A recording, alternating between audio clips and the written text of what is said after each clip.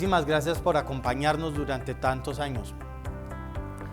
Vamos a estar hablando acerca de cómo ha venido evolucionando un poco toda esta cultura analítica.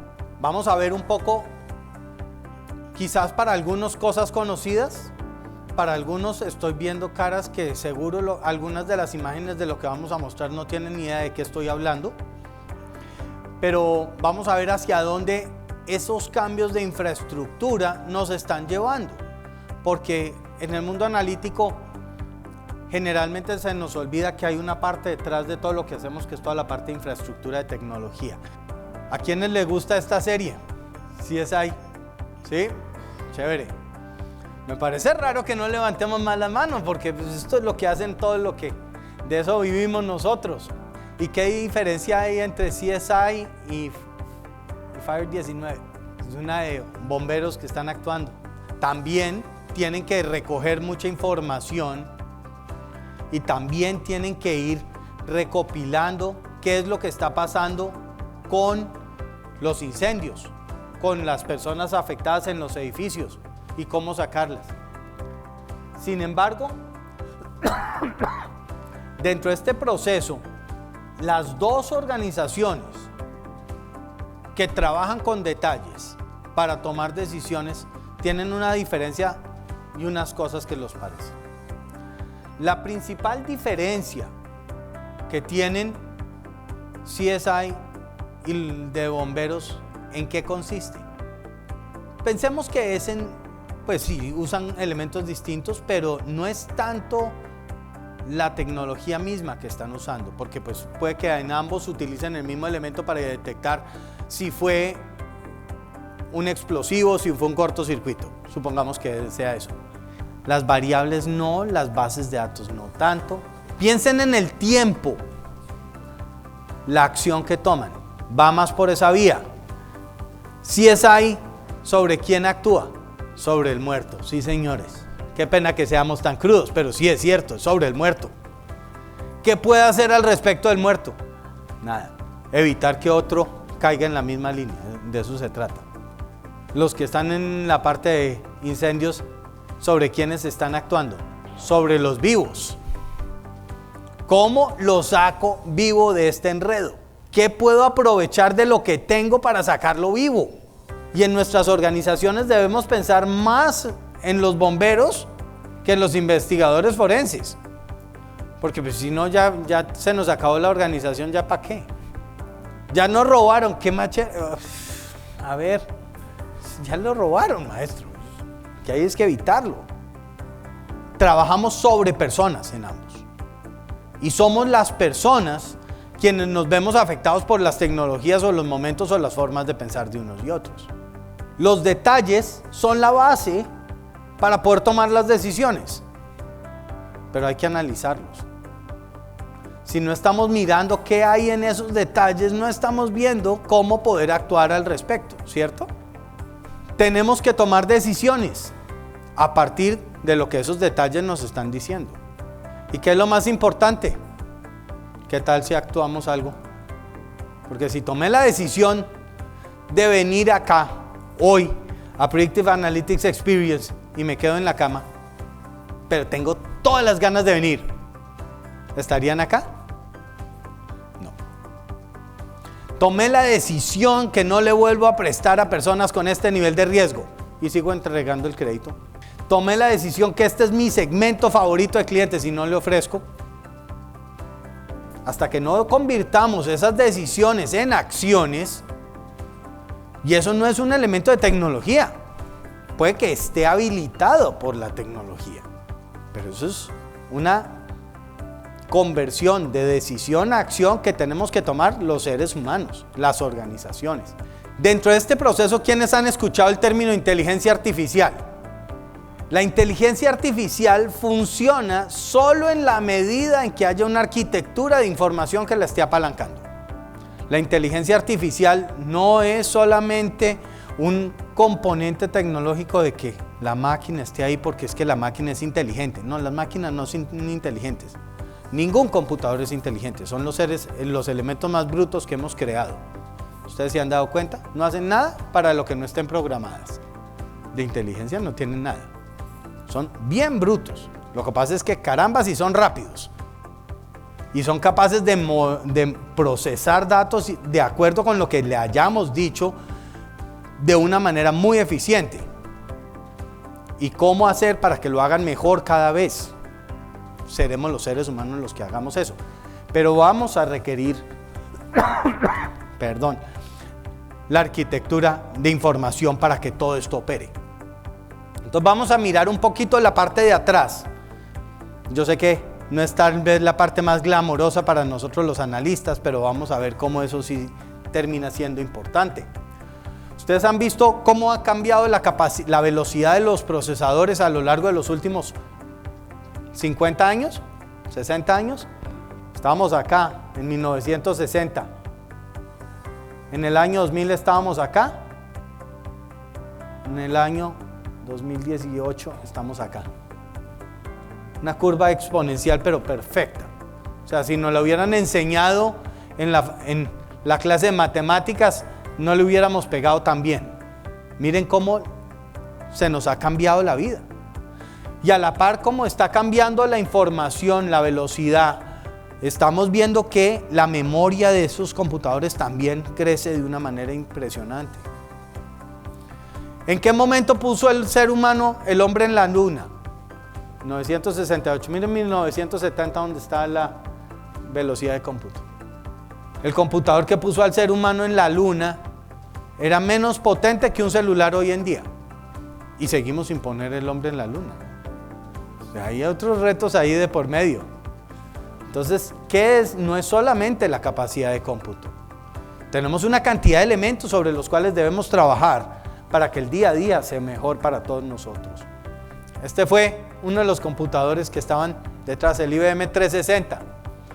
¿Alguien le tocó jugar con esa máquina? No creo que no. Creo que acá ninguno nos tocó. Más allá de verlo en la foto, ver su unidad de almacenamiento, cintas, y no era. Esas máquinas del 64, que después comenzaron a ser sustituidos por estas máquinas Burroughs de los 70s, a comenzar a llegar a los primeros computadores personales más amables. Mire, hasta le escribía, con unos elementos altamente ergonómicos, un mouse que era lo más parecido a un ladrillo posible. Eran los primeros equipos de los 70s, 80s que comenzaban a acercarle la tecnología al ser humano. Que nos comienzan a decir, el mundo de la información comienza a venir hacia ti. Ya no es algo que está guardado y escondido, es algo que está en el escritorio de cada uno de ellos. A la par, la competencia de diseño clara entre Apple, Macintosh, e IBM RISC. Evidentemente el mismo diseño, la misma ergonomía, ¿no? Esto es posterior a la anterior. Lo que pasa es que este era el procesador RISC, mucha más capacidad de cómputo, también ya en el escritorio. Comenzamos a ver que el mundo de los computadores centrales se nos comenzó a difundir. Comenzamos a tener la capacidad de cómputo ya en nuestros escritorios, lo cual permitía tomar decisiones y poder actuar y poder analizar la información más a la mano. Ya no tengo yo que ir hasta el centro de datos, tengo la capacidad en mi escritorio. Esto nos comienza a abrir y habilitar la posibilidad del trabajo distribuido. Las estructuras cliente-servidor, sobre las cuales sí hemos tenido que trabajar todos nosotros, ¿cierto? Que nos conectamos al servidor, que el servidor me responde, que no me responde. Tenemos estructuras de cómputo distribuidas, cliente y servidor que están operando. Eso es lo que nos ha permitido los últimos, les digo yo, 30, 40 años de evolución tecnológica, de arquitectura. Y nos ha habilitado muchísimas cosas. ¿Pero eso acabó con el computador central? No. Los computadores centrales también están detrás. Computadores como el IBM Z, donde está operando buena parte del sistema financiero mundial, siguen existiendo. Entonces, el concepto de que la tecnología viene y acaba con la otra no es tan claro. Y en la medida en que esto comienza a reunirse, comenzamos a encontrar unas nuevas plataformas donde las arquitecturas cliente-servidor comienzan a consolidarse. Y tenemos ahora clústeres de servidores. Nos estamos de vuelta acercando a las máquinas unificadas. ¿Ustedes se han dado cuenta de eso? Pues el mercado de tecnología es muy cíclico. Vamos de un lado para el otro, pendular absoluto. Pero estos nuevos centros de datos requieren unas capas que nos permitan manejar la data, los datos. Y ahí es a donde entramos nosotros. Porque nosotros sí tenemos que entrar en contactos con esas capas de datos. ¿Dónde está la base de datos? ¿Quién la administra? ¿Cómo llego a ella? Y sobre esos datos, ¿qué hago con ellos? Entonces comenzamos a crear nuestras aplicaciones que hacen uso de los datos, que hacen uso de la infraestructura. Pero si no vamos modernizando estos elementos, nuestras capacidades se comienzan a ver restringidas en su proceso. ¿Y desde dónde se acceden ellos? Seguimos desde nuestras estructuras distribuidas, computadores, celulares, tabletas. Comenzamos a tener toda una nueva serie de interfaces que conectan con las aplicaciones, que conectan con el centro de datos. Sin embargo, ¿qué problema hemos tenido que quizás muchos no nos hayamos dado cuenta? La mayoría de nuestros servidores hoy en día están virtualizados. En la gran mayoría de las organizaciones hay virtualización de servidores, ¿cierto? Cuando virtualizamos un servidor, ¿qué es lo que ocurre?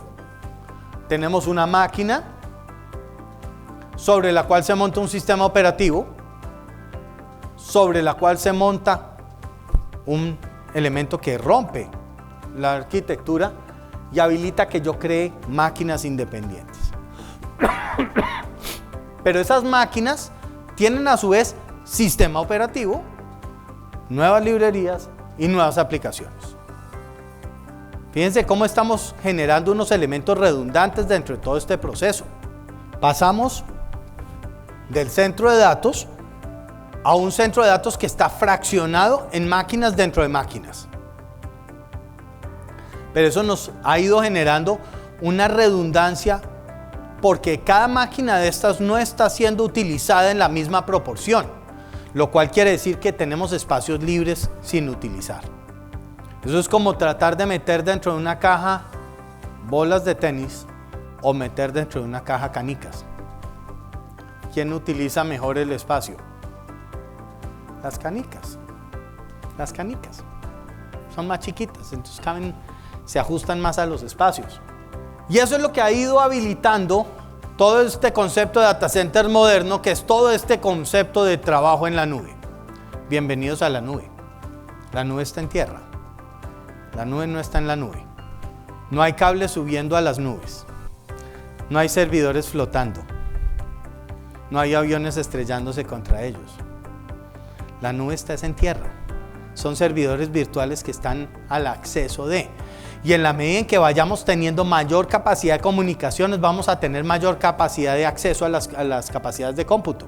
Porque la limitación comienza a ser la comunicación entre los distintos puntos.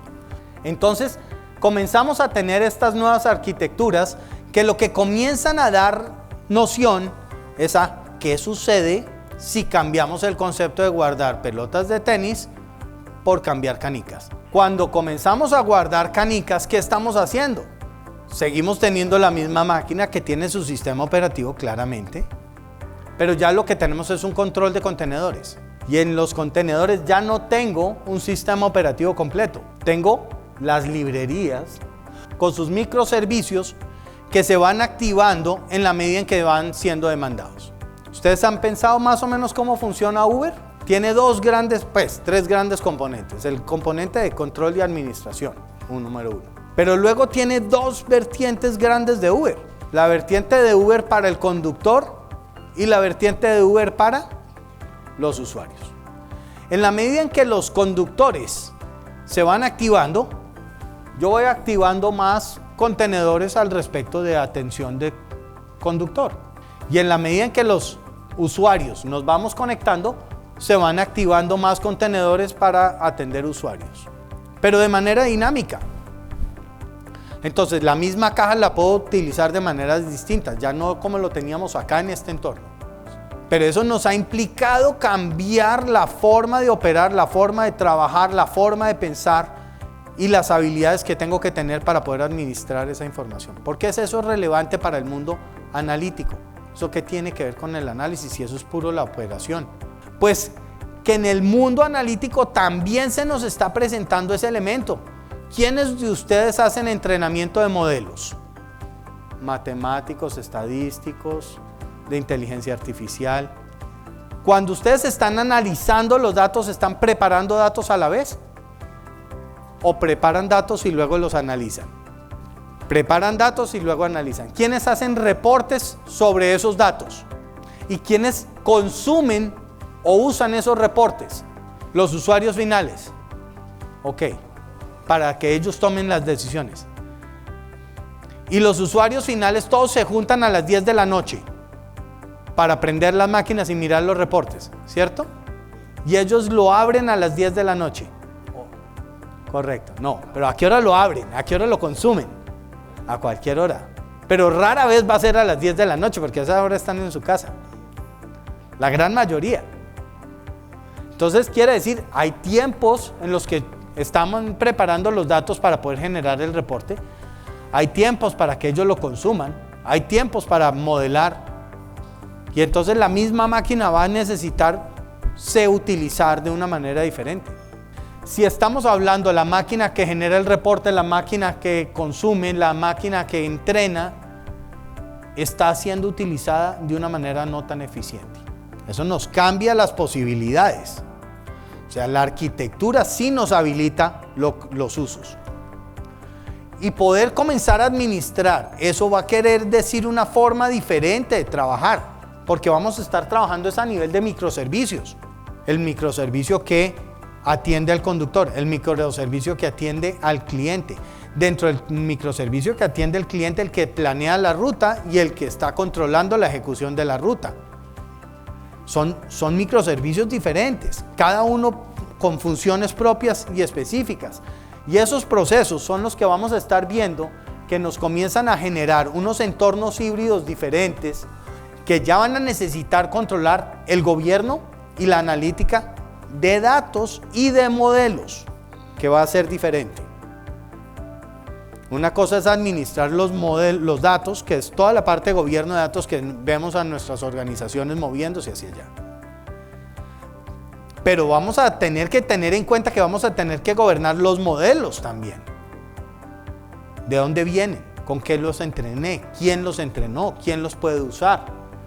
Y comienzan a existir en estos procesos y estos ecosistemas virtualizados donde nuestras organizaciones, algunas tienen Amazon, otras tienen Google, otras tienen IBM, otras tienen Azure. Algunas tienen todas, algunas tienen dos, algunas tienen su propio data center, otros con data centers híbridos. Entonces esto va a existir y va a coexistir, no hay nada que hacer. No es que nos movimos todo no, eso ya no existe. Lo que va a ser una realidad es que nos movimos a todos lados. Pero voy a necesitar unas consolas de administración que me permitan saber qué es lo que está activo. Los retos grandes que tiene toda esta operación sobre la nube es quién la va a administrar. Porque que se me quede prendido un servidor o un microservicio cuando no lo estoy utilizando, me van a estar cobrando por él. Eso es como cuando abro la llave y se quedó la llave abierta. ¿Y por qué llegó tan caro el agua? Si seguimos siendo las mismas 3 personas en la casa. Ay, es que se quedó la llave prendida durante todo el fin de semana. ¿Quién controla eso? ¿Y cómo hacemos para que ese control y esa administración centralizada atienda la realidad de multinube? Privada, propia, proveedores, todo tiene que estar siendo monitoreado por algún elemento central, porque entre más puntos de control y administración tengamos, más probabilidades de equivocación vamos a tener.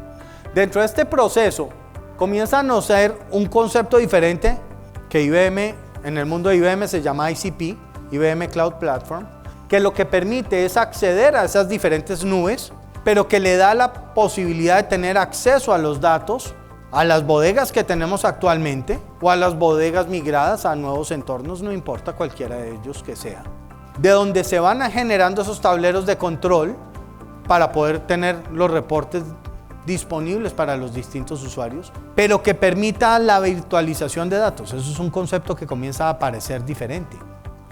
Cuando yo lanzo una pregunta, un query, para decirle, oiga, necesito que me consolide la información, yo necesito consolidar la información de múltiples nubes, de múltiples bases de datos, de múltiples proveedores. Eso es la realidad del negocio.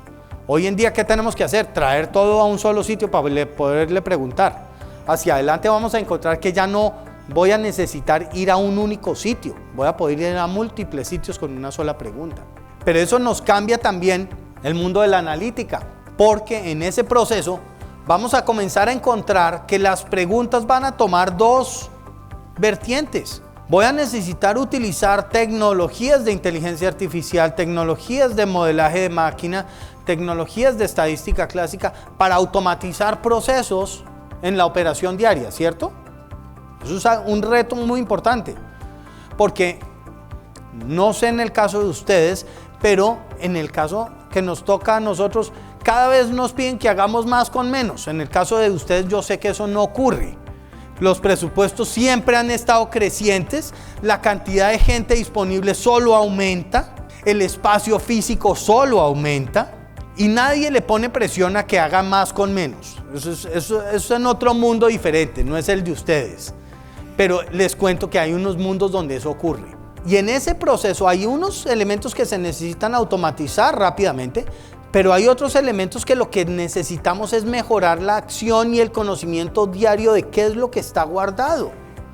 Y eso no lo va a hacer una máquina, eso lo va a hacer un ser humano. Entonces yo voy a necesitar que los dos servicios estén atendidos, tanto el de automatización pura, donde las máquinas de inteligencia artificial toman una fuerza importante, donde la línea actual de desarrollo de científico de datos se da, codificación, programación, uso de componentes, microcomponentes, está ahí. Pero eso no le quita a las organizaciones la necesidad de lo que hacemos la gran mayoría de nosotros en el día a día, y es responderle preguntas a nuestros jefes, o ayudarles a ellos a responder preguntas. Y esas preguntas solo cambian todos los días. De hecho, cambian muchas veces, varias veces dentro del mismo día, ¿o no? Entonces la máquina no es quien pueda tomar esa decisión, es un ser humano. Y yo necesito que tanto el ser humano que está atendiendo ese requerimiento cambiante utilice esquemas amables para eso, entornos gráficos como el de SPSS, donde puedo utilizar y codificar gráficamente lo que quiero hacer y tomar esas decisiones en ese momento, y el trabajo dejarlo ahí. Ya lo hice, ya respondí, chao, pase a la siguiente. O tener el elemento de alto nivel de complejidad de codificación para poderlo automatizar y embeber dentro de un proceso. Son dos líneas. Nos han estado tratando de vender el mundo de que es que ya lo único que se necesita es lenguaje de codificación. Eso es tanto como pretender que hoy en día lo único que hay que aprender es Assembler, porque puede explotar más la máquina. No, pues claro, si éramos capaces de poner al ser humano en la nube en 1960 utilizando Assembler, pues claro que vamos a poder trabajar más. Pero ¿cuál es el costo de operación de eso? Entonces vamos a ver cómo todo esto avanza dentro de un nuevo entorno que nos permite ir atendiendo tanto a la necesidad del que está analizando los datos como el que está automatizando los procesos. Son dos necesidades que se dan en el día a día de las organizaciones. Las dos van a tener que ser atendidas. Esos procesos ahora van a poder estar separados en microservicios. En los momentos en los cuales estamos yendo por los datos, vamos a tener más servicios de extracción y transformación y carga. En los momentos en los cuales estamos haciendo el entrenamiento de los modelos, pues vamos a tener más microcontenedores o microservicios acerca de entrenamiento activos. Y vamos a comenzar a usar las mismas máquinas en el curso.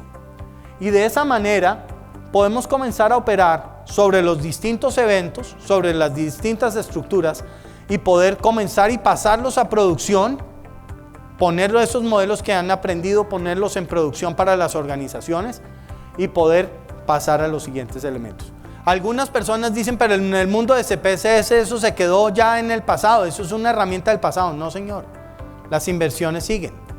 CPSS vienen nuevas versiones, esto es una interfaz beta de lo que van a estar viendo hacia adelante, de cómo va a verse el paquete estadístico, donde ya tiene ayudas, apoyos gráficos directamente en la pantalla de datos.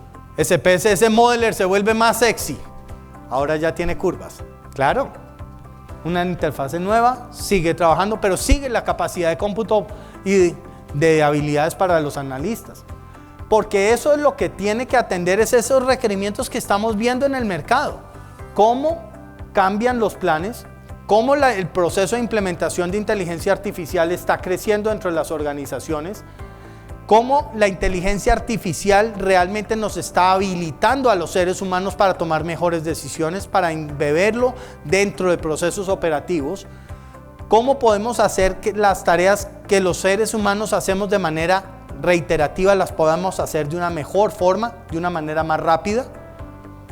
Pero eso no quiere decir que las máquinas vayan a hacer cosas para las cuales no han sido programadas, lo cual quiere decir que somos nosotros los que le enseñamos a las máquinas, no es que las máquinas aprendan. Si nosotros no le decimos que se están equivocando, la máquina no va a aprender, no tiene cómo. Requiere de un ser humano detrás diciéndole esto que usted creyó que estaba bien, estaba mal. Y la inteligencia artificial no va a poder entender esos puntos donde haya discrepancias en los extremos, donde haya información incompleta, porque va a necesitar la totalidad de la información para poder tomar las decisiones, ni va a ser capaz de razonar y explicar estos procesos. De esa manera vemos cómo este proceso de enriquecer los datos, de manejar mejor la calidad de los datos y de tener procesos analíticos más escalables, solo ocurre cada vez más. Lo cual quiere decir que nuestro trabajo y nuestra tarea dentro de las organizaciones está cambiando. Y podemos ver cómo estos procesos, donde Forrester dice, mire, lo que están reportando los usuarios es que al pasar de un entorno de desarrollo a uno de producción se pierde capacidad de procesamiento, porque no se contemplaban los elementos, porque una cosa es trabajar en chiquito, otra cosa es trabajar en grande. Hay que cambiar las estructuras, hay que tener elementos configurados y garantizar que las versiones de esos microservicios estén compatibles. Que algunas máquinas al procesar en una máquina procesa bien y al pasarlo a la otra máquina procesa mal o procesa diferente. ¿Por qué se da eso? ¿Qué elementos cambian? Esos elementos cada día ocurren más. Y algo sobre lo cual Forrester reporta que de cada 10 desarrollos de conceptos, tan solo uno pasa a producción. Nos comienzan a alterar la efectividad de ese desarrollo que estamos haciendo a bajo nivel. Encontramos dentro del estudio de Forrester que hemos pasado de unos datos que simplemente no estaban disponibles a unos datos que no los puedo utilizar, están al alcance pero no los puedo usar, que no cuentan con las herramientas de inteligencia artificial o las herramientas analíticas apropiadas, o bien para la línea de desarrollo de aplicaciones puntuales o bien para la línea del análisis de los datos, donde los modelos son inestables o no funcionan, donde no se puede pasar a la operacionalización, donde no se logra el desarrollo de esas interfaces para que los usuarios realmente las pasen. Eso le está pasando al mundo entero, esto no es un problema únicamente en nuestras organizaciones, puede que nosotros nos sintamos mal, pero lo malo es que esto le está pasando al mundo entero. ¿Por qué? Porque estamos en un momento de cambio muy importante, un momento en donde un analista a nivel de codificación puede estar produciendo apenas un modelo y medio al año, bien sea porque no puede acceder a los datos, porque las definiciones no están claras, porque crearlo y tener la infraestructura disponible no es, y que tan solo 1 de 8 pasan a producción. Eso hace que el costo de cada unidad que sale a producción no sea el costo que está ahí asignado, es ese multiplicado por 8. Entonces necesitamos elementos que nos permitan pasar de una manera ágil y rápida de esa analítica a la parte de inteligencia artificial. Eso es lo que nos ha pasado a través de todos los elementos donde hemos ido aprendiendo de las máquinas, le hemos ido enseñando a las máquinas a través de procesos de lenguaje y aprendizaje no supervisado, desarrollo de lenguaje natural, que las máquinas sean capaces de entender más o menos lo que estamos nosotros diciendo y escribiendo, que las capacidades de cómputo nos comienzan a habilitar capacidades de reconocimiento de voz, bien sea para convertir voz a texto y poder aplicar las técnicas de reconocimiento del lenguaje, o la contraria, de texto a voz para poderlo comunicar, poder aprender del uso de las imágenes, comenzar a reconocer comportamientos visuales y de imagen, para poder mejorar y automatizar tareas que los seres humanos podemos ser fácilmente equivocados en el proceso de manejo, porque reconocer una imagen está muy bien, pero requiere un alto nivel de concentración. Y si me concentro en un lado, generalmente no me concentro en el otro. Entonces la velocidad se vuelve importante y la máquina termina siendo mucho más. Pero no hemos llegado a esta parte que la máquina razone. Eso es la labor del ser humano, sin lugar a dudas. Porque hemos venido cambiando lo que vemos. Hemos venido cambiando lo que es la analítica descriptiva, que es la que me cuenta lo que está guardado. Pero esos son todos los reportes, lo que guardé. ¿Qué tan rápido estoy? ¿A qué velocidad voy? Por la analítica predictiva, ¿para cuántos kilómetros me alcanza la gasolina? Si sigo manejando como estoy manejando. Ojo, si las condiciones no cambian. A la analítica prescriptiva, ¿cuál es la ruta que tengo que seguir para poder llegar a determinada hora a determinado sitio? Y eso es lo que necesitamos en las organizaciones, ir pasando a través de estos estadios. Ya no nos basta con saber lo que está en el reporte. Claro, muchas organizaciones todavía nos ponemos muy contentos de ver el reporte porque no lo teníamos. Pero necesitamos ir más allá, necesitamos tomar mejores decisiones, porque en estos procesos los seres humanos nos estamos viendo impactados.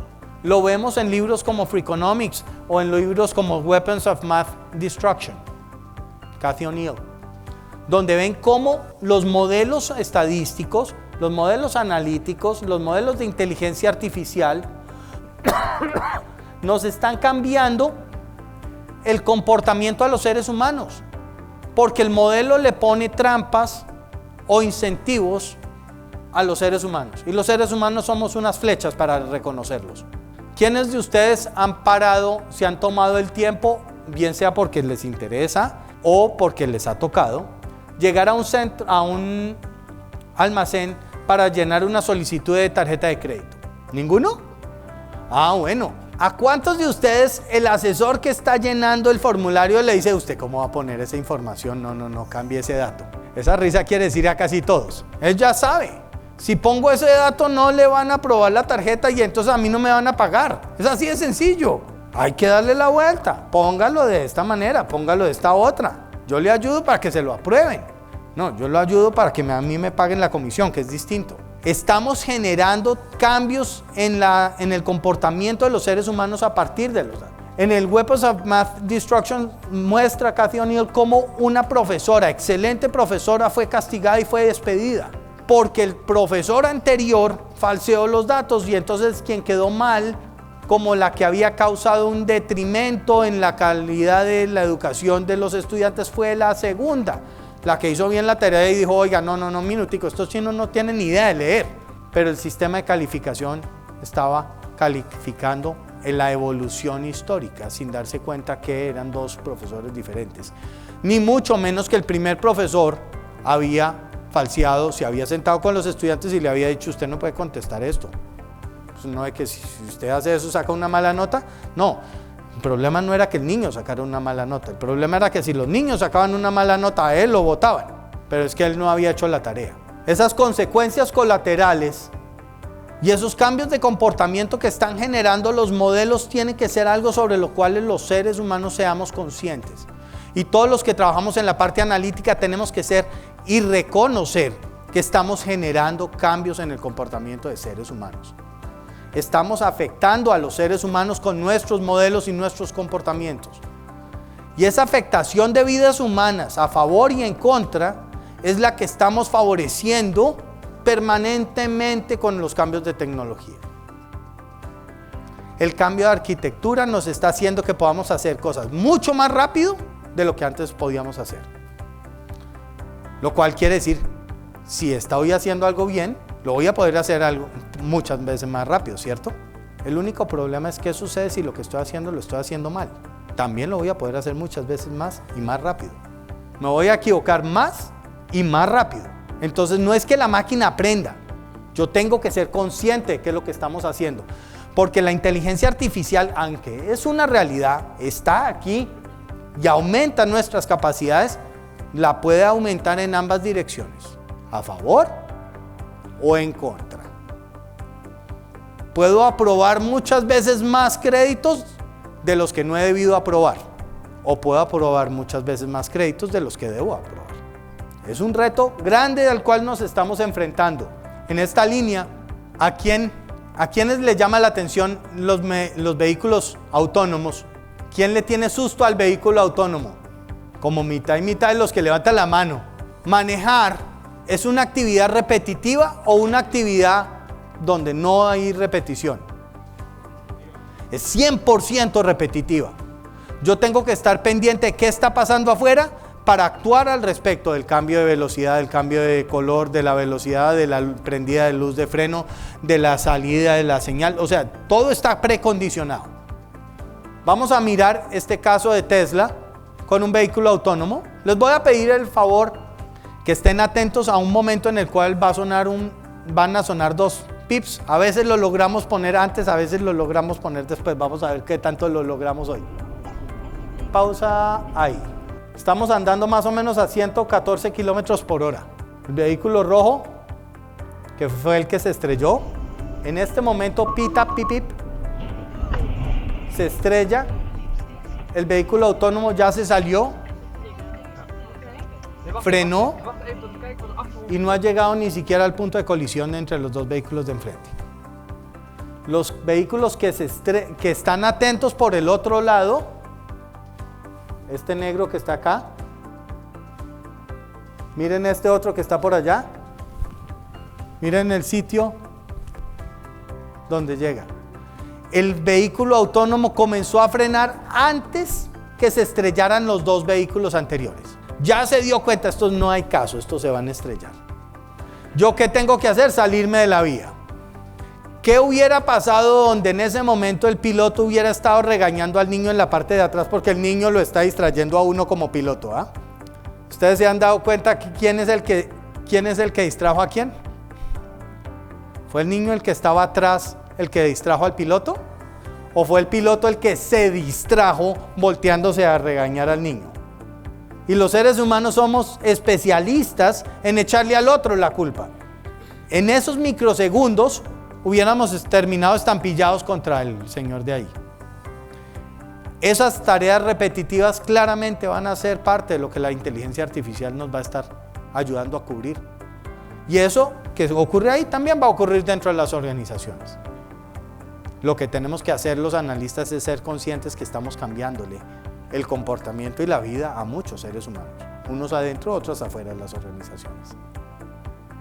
Y que nuestros modelos tienen que contemplar esos elementos para tomar cada día mejores decisiones, para que nosotros podamos dedicarle el tiempo a analizar la información que generan todos esos sistemas automatizados. Porque ellos no van a poderse autocalificar, no saben hacerlo, ni mucho menos van a saber qué hacer en el caso de una información diferente. Eso es parte de lo que estamos viviendo hoy en día en este nuevo mundo. Y esa es la realidad de todo lo que vemos frente a estas habilidades que nos capacitan, las nuevas arquitecturas que tienen un nuevo impacto sobre los modelos que vamos a poder hacer y desarrollar. Si fuimos capaces en 1960 de poner el hombre en la luna, hoy en día con estas capacidades aumentadas claramente vamos a ser capaces de hacer cosas increíbles, pero dependerá de nosotros lo que hagamos sobre ello. Muchísimas gracias.